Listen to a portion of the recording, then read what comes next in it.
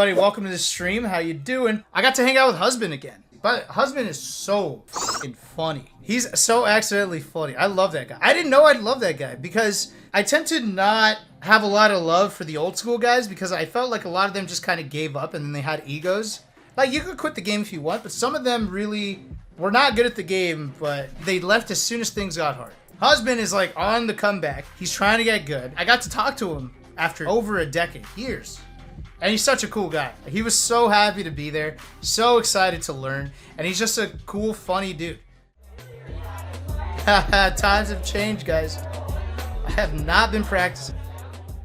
This particular story he told us at the bar, he's like, I was right there, and Wizzy tried to ask Zane to play, and then Zane says, oh, sorry, man, I gotta go play Mario Party. And so I go up to Wizzy, and I'm like, hey, man, I'll play you. And then Wizzy goes, nah. I need to play good Marth. Just like that, straight to his face. But eventually, he convinced Wizzy to play him. And he did okay, right? Then I come up behind. And then I tap Husband on the shoulder. I was like, I said, yo, Husband, you want to grab a beer? We're going to go to the brewery. And then Wizzy goes, oh, you're Husband? Oh, I had no idea. Nice to meet you. Like, because Wizzy's a student of the game. He knows all these players, right? He literally went to EVO 2013, the first EVO. He was a little kid. This cute little autograph book. And he's like, hey, Hugs, can you sign my booklet? I was like, yeah, sure, kid. Sure, kid. You know, one day you'll be good, okay? You'll never beat me, but one day you'll be good. And then I never beat him in my life. I signed the autograph book of a person that I was never going to beat in my life. So this guy, Wizzy, was like a fan of the game. So he was actually a big Husband fan. But he just had no idea what he looked like. No idea. So when Husband asked him to play, he just assumed he was a dog shit player. It's like a scrubby VIP guy. And he's like, no, I want to play a good one. It wasn't like, no, I'm trying to play someone else. It was Wizzy literally saying, no, I think you're probably very bad at this game and I don't want to play you. I need to play someone good. But he's such a nice guy that you know it wasn't intentional. It's just the way, like, Wizzy probably just thinks very matter-of-factly. And he just said it out. Just said it like, it just, mouth diarrhea just came out. Another Husband moment. We're sitting at the table and we're talking about back in the days. And he's talking about his commentary. He says a couple things, right? One of the things he told me. So you guys know that Husband was supposed to be on the documentary. He was supposed to be on the original documentary, featured very heavily along the lines of Wife, right? And everyone knows Wife's interview at the documentary was really sick. It's like a career-defining moment for Wife. It made the documentary as special as it is. Press 1 if you liked Wife's interview. So Husband was supposed to be just as much a part of that as Wife was. And to be honest, after talking with Husband, I think Husband would have been just as good as Wife. He's a very charismatic, well-spoken dude. But the reason that Husband wasn't on the documentary was the same reason that I almost wasn't in the documentary. It's because Wife did the interview and Husband asked, yo, should I do it too? And Wife said, nah, I think this is just a college kid. I don't really think this is gonna go anywhere. And he's like, I don't think it's worth your time. So then Husband just didn't do it. And I almost didn't do it either. The only reason I did it was because Blur asked me to. I was even like, dude, this is like not gonna be worth my time. What, he's trying to film me at a game store tournament? I don't want to fucking do this. Who is this guy? Oh, he's a college student? No, I don't want to do it. But I got convinced. I'm like, okay, I could see Mango. I haven't seen Mango in like a couple months. All right, fine, I'll go and I'll say what's up to Mango. So then I did the interview. And then a year later it comes out. I was like, holy shit, this is really good. This is really, really good. But yeah, he told Husband that he didn't really need to worry about it. He didn't really need to do it. And then for years after that, Husband was like, God damn it, dude, I could have been in the documentary. Way more people would know Husband if he was in the documentary, right? Oh, it's so funny. But as a tangent to that, Husband started talking to me about his career after the documentary came out, right? He started getting asked to do commentary gigs because in the documentary, they talk about this team, Husband and Wife. And, you know, people kind of wanted to get to know Husband. He hadn't been around in a while. And obviously, people wanted Wife on the mic, so they're like, this makes a good pair, Husband and Wife. So they started hiring Husband for commentary. And then Husband, this is what he said. This literally came out of his mouth. He's like, yeah, I did a couple sets, and like I got to commentate a bunch of sets. Like, oh, like, and then he points to me and he goes, oh, like you versus Chew Dat. Like, who won that? Like, he asked me that. He's like, do you remember who won that? I don't know if you remember this match, but you played Chudat. Who won that?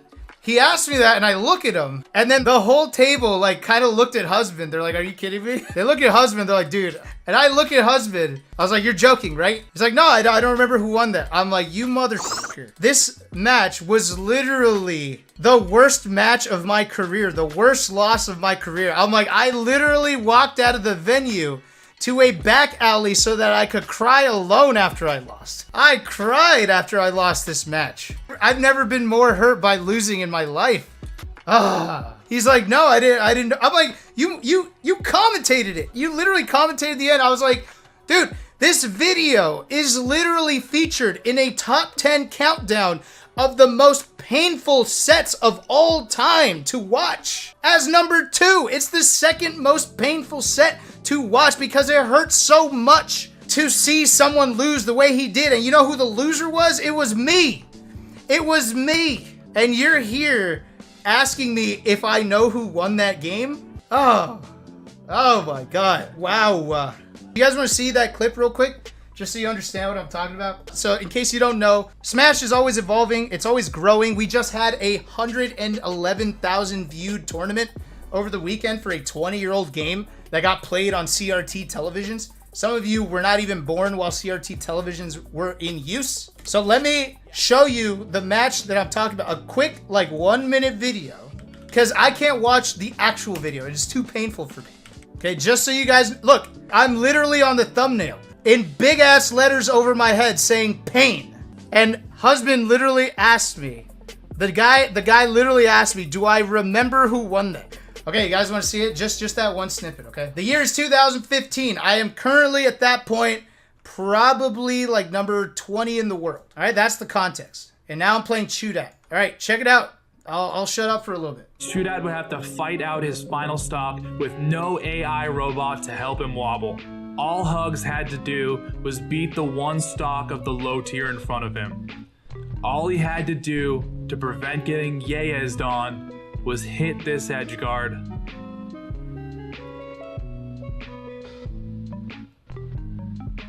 Defeated and with his head in his hands, Hugs would painfully shake Chudat's hand and look like a broken shell of a man, while the hand that just yayazed him was patronizingly patting his back. The very hand that he yayazed me with after he wins, every time, disrespectfully, he goes, yayaz. Then he pats me on the back, like saying, good try, buddy, good try. And then husband commentated that match. So no, I did not, in fact, win that match. You son of a bitch.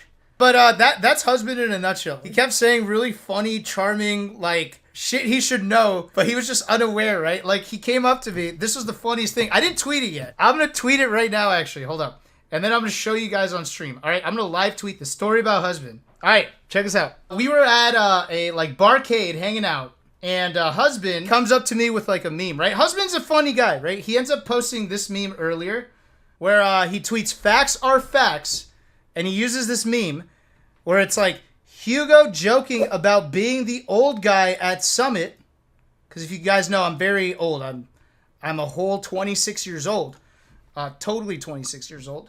It says Hugo joking about being the old guy at Summit, and then husband right behind me, right? Because he's older than I am, by the way. He's like 2 years older. Yeah, and it was very funny, right? So then I don't know what happened, but husband must have thought he was just very funny like all the time, which he is, but sometimes in an ironic way. He ends up tweeting. He ends up showing Vish and I this video, this meme. Where he's like, oh, check this out, guys. And he starts cracking up. Here, I'll make it bigger so you guys can see it. It's a different meme. Comes up to Vish and I, and he shows it to me. He's like, check this out. And it says, me thinking I'm about to game all day. And then in the back, it says, my wife. I start dying. I'm like, dude, do you think we find this funny? You're married and you have a kid. You're hitting us with dad jokes. I'm like, there's nothing funny about this. This is a boomer joke. He's like, isn't this funny? And like, he showed it to us, right? I started cracking up. And then I started filming the joke. Like, in his face, I started filming him. You're a bitch. You think that's funny? That's crazy. What? He was so bad. He's like, you're a dick, dude. It's not actually funny, chat. You're not going to sit here and tell me it's funny. Chat, press 1 if you think this is unironically funny. Unironically funny, press 1. You guys are liars. If you're pressing 1 unironically, you are a boomer. An absolute boomer. No. No fucking way. You guys actually think this is funny. Wow. Now, if you pressed 1, press 1 again if you are actually under the age of 47. Because there's no way that you are younger than that and you find this unironically funny. Do I need to define unironic, though? Are we good? I loved hanging out with his husband. He was great. I'm going to try to do something with him in the near future. That guy is a well of content. People don't know about it yet. It's literally that meme. Hold on. It's literally this meme. The Ninja Turtles, like, walking with Master Splinter holding his back saying, like, or the grandma one, right? Where the grandma says something, he's like, all right, let's get you back to the home, grandma. That's this. But I tagged him, so he knows I'm not doing it behind his back. All right. Anyways, if you're watching, you had a good time, hit the follow button. I know most of you motherfuckers aren't following. It's easy, just hit the button. But for now, peace, good night, love you guys, thanks for everything. Later. I've literally never told someone to their face that they smell like shit. But I don't get how they don't know. And then Vish was like, dude, if that ever happens to me, please tell me. And I was like, all right, by the way, Vish, you smell like absolute shit. I told him right then and there.